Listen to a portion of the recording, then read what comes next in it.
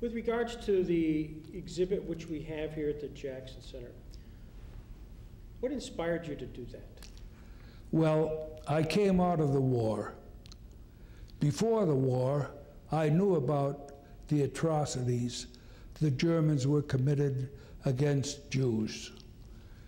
As an American Jew, I was absolutely motivated to make a statement about the Holocaust.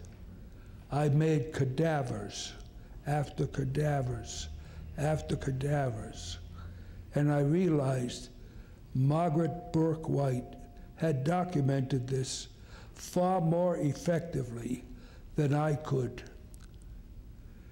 And then I had a eureka moment. In all of my readings about German history at the time, I realized that the social conditions helped create Hitler. The Versailles Treaty after World War I was so severe that it left Germany in great economic and social distress. My project will be didactic about the men who chose their lot to support Hitler in his murderous, contemptuous reign of terror. And that's how it started. I started the program using lithography. Lithography is a 19th century process of reproducing art.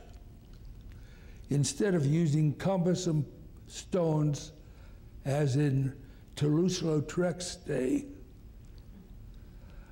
we now have aluminum plates that have the characteristics of the limestone. And I use these as drawing paper. And out of my reading came these 42 prints of perpetrators. Not all of them are German. No. Unfortunately, Quisling is a name now in the dictionary. Quisling is a man who betrays his own country. I also have the Muslim leader of Jerusalem. He backed Hitler, lived in Berlin. When Berlin got too hot, he moved to Rome.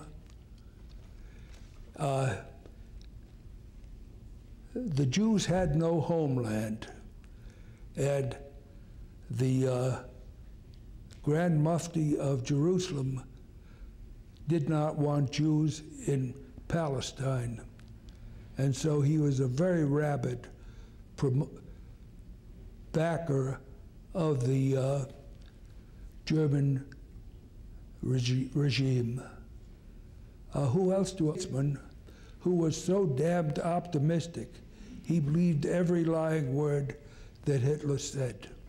He should have known better. So those are the three, I believe, that are in there, and deservedly so. They had the education, they had the sophistication. They should have known that they were backing, ultimately, a loser, and they didn't. I noticed in just your capitalization of, there's a stop. Could you explain that? Yes, I wanted the big letters as emphasis.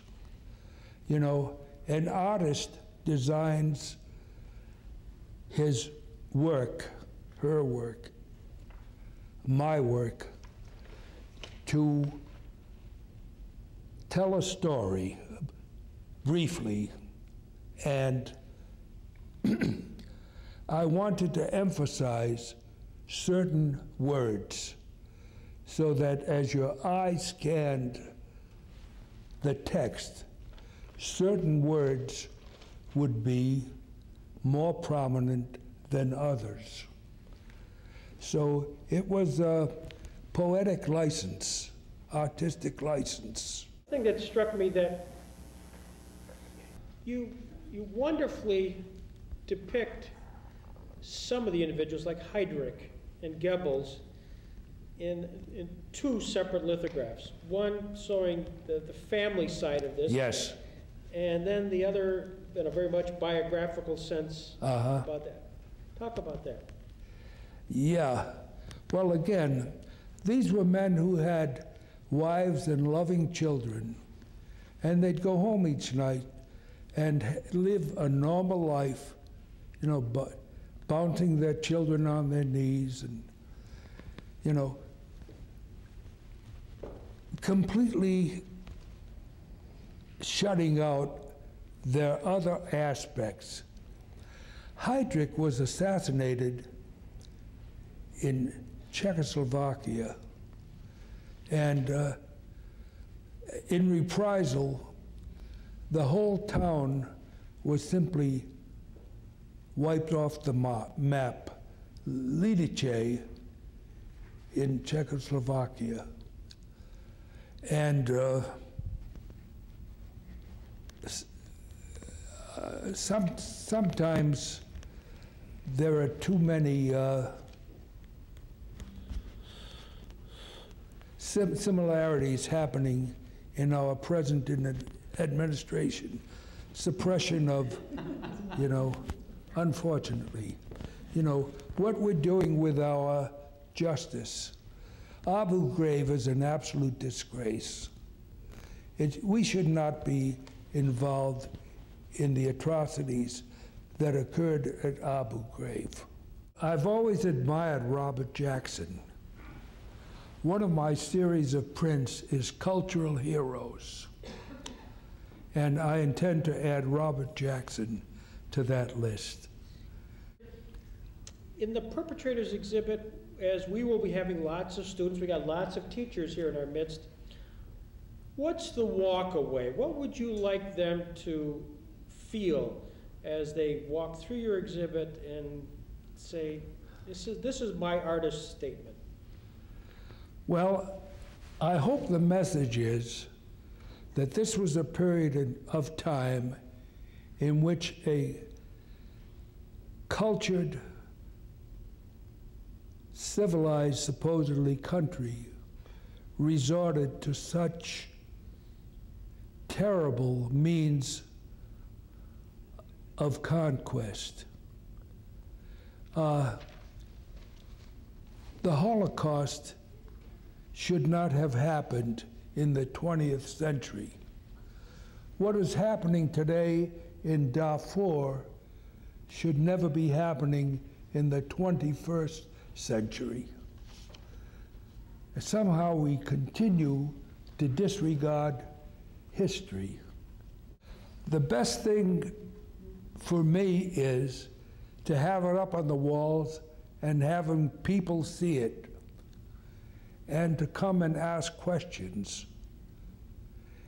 I especially like this exhibition when it was shown at colleges. And in many colleges, they assigned the exhibition to the students, especially freshman students. And I was astounded how little they knew about World War II and how little they knew about the Holocaust and that it even existed. So the gratifying thing to me is that it is an exhibition that is seen, and it provokes discussion and renewed interest in a terrible period of the 20th century. Well, thank you. Thank you.